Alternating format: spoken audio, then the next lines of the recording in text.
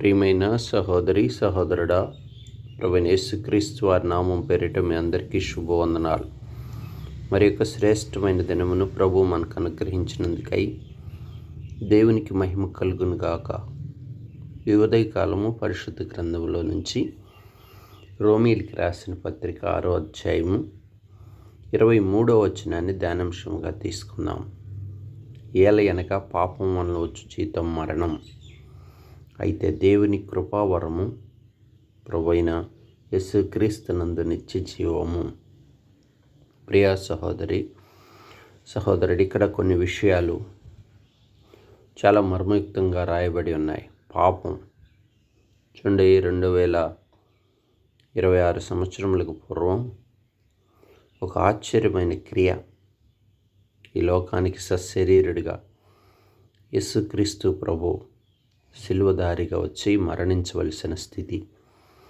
ఎందుకంటే లోకంలోనికి మొదటి మానవుడు ఆదామును అవ్వను సిద్ధపరిచినప్పుడు వారికి ఒక ప్రత్యేకమైన తోటను ఏర్పాటు చేసి వారు ఆ తోటలో ఉంచినప్పుడు వారు ఆ సర్పం చేత మోసపుచ్చబడి వారు దేవుని మాటకు అవిధేయులైనప్పుడు వారు ఆత్మ శరీరాన్ని పోగొట్టుకొని మహిమ శరీరాన్ని పోగొట్టుకొని సిగ్గు కలిగిన వారై పాపం ఏలుబడిలోకి వాడు వచ్చారు.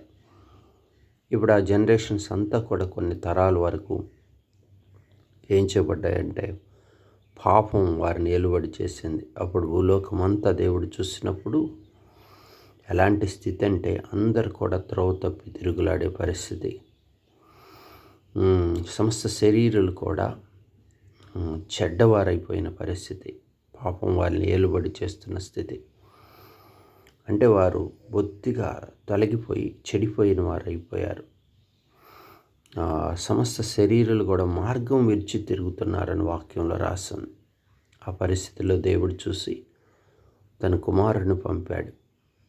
మరి నిబంధన ప్రకారం పాత నిబంధనలో అనేక మంది ప్రవక్తలను పంపి హెచ్చరించినప్పటికీ, అనేక రకాలైన బలులు అర్పించినప్పటికీ వారికి పాపం నుంచి విడుదల కలగలేదు. ప్రజలు అలానే అన్ని దేవతల ఆరాధన వైపు చూస్తూ లోకంలో సాతాను బందీగా పాప విమోచన లేక, ఆత్మ శుద్ధి చేయబడక, పరిశుద్ధత లేక, పవిత్రత లేక, మరి తల్లి గర్భంలో ఉంచిన పాపం, క్రియల ద్వారా వచ్చిన పాపం అంటే జన్మ పాపము, కర్మ పాపముల చేత బ్రతుకుతున్నప్పుడు దేవుడు వారిని ఎంతగానో ప్రేమిస్తూ వచ్చాడు. మానవాళ్ళని విమోచించుట కొరకు ఆయన ఈ లోకానికి వచ్చి తన రక్తాన్ని మన కొరకు చిందించాడు. యేసుక్రీస్తు వలన నిత్యజీవం మనకు అనుగ్రహించుట కొరకు ఈ లోకానికి ప్రభు వచ్చాడు. ఆయన పాప విమోచకుడని ఆయన పేరు. అందుకే వాక్యంలో రాయబడింది, ఇప్పుడు మనం దేవునికి దాసులమైతిమి, పరిశుద్ధత కలుగుటయే మనకు ఫలము, దాని ద్వారా మన అంతము నిత్య జీవం. కనుక జీవమునిస్తూ వచ్చాడు. కాబట్టి ప్రియుడా, నువ్వు ఎలా ఉన్నావు? నీ ఆధ్యాత్మిక జీవితం ఎలా ఉంది? మరి మార్గమును తెలియక లోకంలోనే, పురాతన మార్గంలోనే నడుస్తున్నావా? ఇదిగో మార్గములన్నిటిలో నిలిచి ఉండు, చూడు ఏది మేలైన మార్గము ఆలోచించి సత్య మార్గాన్ని ఎరుగు. సత్య అన్వేషణ యేసుక్రీస్తు ప్రభు వద్దకు నిన్ను నడిపిస్తుంది. నిజ దేవుడు ఎవరో తెలుసుకొనుట, మరి దేవుని కృపను పొందుట, పాపం నుంచి విమోచన కలుగుట, పాపి అని గుర్తెరుగుట ఎంతో శ్రేష్టమైన అనుభవం. ప్రియుడా, ఇది నీ కొరకే, నీ వాక్యం, నీ ఆధ్యాత్మిక జీవితం, నీ జీవితం ఎలా ఉంది?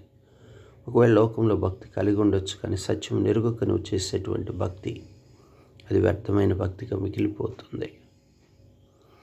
ఇంకా దేవుని విషయాల సువార్త విని కూడా దాన్ని అలక్ష్యం పెట్టి పెడచెవిని పెడితే ఒకరోజు శరీరంతో ఉన్నావు గనుక, ఆయుష్కాలం కొంచెమే కనుక ఏదో ఒక రూపంలో మరణం వస్తుంది. మరణించక మునిపై క్రీస్తును అంగీకరించాలి. క్రీస్తు జీవమునిస్తాడు. ఆయన నీ కొరకు కొరడ దెబ్బలు తిన్నాడు, రక్తం కార్చాడు, మరణించి 3వ దినాన పునరుద్ధానుడై తిరిగి లేచిన శ్రేష్ఠుడైన దేవుడు, ఘనమైన రాజు. ఆయన్ని హృదయంలో చేర్చుకుంటే చాలు, ఉచితముగా ఆయన నీకు రక్షణ ఇస్తాడు. నీ పాపం నుంచి విమోచిస్తాడు, పరిశుద్ధపరుస్తాడు, జీవమునిస్తాడు. ఈ యుగాల వరకు దేవునితో నువ్వు సంతోషిస్తావు.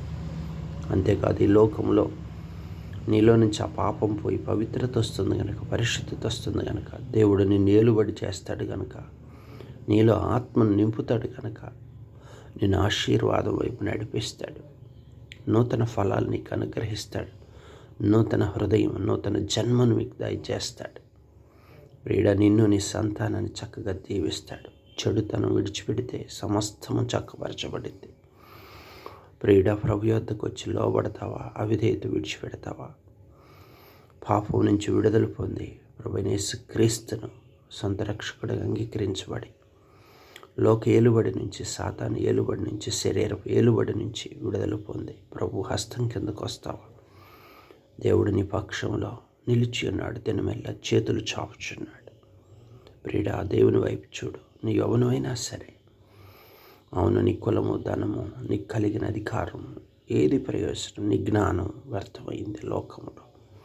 ప్రభు తట్టు తిరుగుము. ప్రభు నిన్ను ఆశీర్వదిస్తాడు. ప్రభు నిన్ను క్షమిస్తాడు. ప్రభు నీకు నిత్య జీవమునిస్తాడు.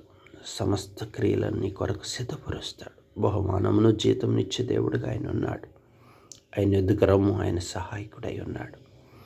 ప్రార్థన చేసుకుందాం. పరిశుద్ధుడా, ప్రేమ కలిగిన తండ్రి, నిజమే పాప విమోచకుడు నీవు. పాపం వల్ల వచ్చి జీతం మరణం.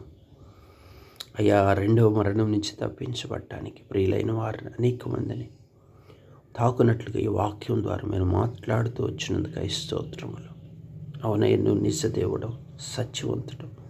పాపభీతి ఏలుబడి చేస్తూ ప్రభా దారి తప్పి మార్గం ఎరుగాక ప్రభా లోకంలో ఉంచిన ప్రజల కొరకు, వారిని సొత్తుగా చేసుకున్నట్టు కొరకు నువ్వు చేసిన క్రయధనం ఎంత గొప్పది. అయ్యా, అనేక ప్రజలకు విడుదల కలిగి చేయము తండ్రి. ఆయా జాతులు వారు, ఆయా తెగలు వారు ఉన్నారు. ఆయా వంశముల్లో నివసించేవారు ఉన్నారు. ప్రభా, నేను ఎరుగుని ప్రజ కొరకై ప్రార్థిస్తున్నాం. ప్రభా, గుర్తించండి, అనేకులు రక్షించండి. ఈ వాక్యం ద్వారా వారి హృదయాలను కదిలించండి. ప్రభా, వారిలో ఒక్క పాపాన్ని రక్షించబట్టుకు పరలోకంలో గొప్ప విందు కలుగుటకు సహాయం చేయండి. ప్రభా నాయన తండ్రి, ఈ మాటల పక్షంలో మీరు ముద్రించి సహాయం చేయండి. సంఘమును ప్రత్యేకంగా జ్ఞాపకం చేసుకోండి. పరిశుద్ధత అనుగ్రహించండి. పవిత్రత దయచేయండి. రాకడ కొరకు సంఘమును సిద్ధపరచండి తండ్రి. వ్యాధిగ్రస్తులను స్వస్థపరుస్తురండి. ప్రత్యేకంగా వెనకాల బిడ్డల భవిష్యత్తును కూడా దీవించమని మీ చేతికి అప్పగించుకుంటూ యేసు నామమున ప్రార్థించి వేడుకుంటున్నాను తండ్రి. ఆమేన్.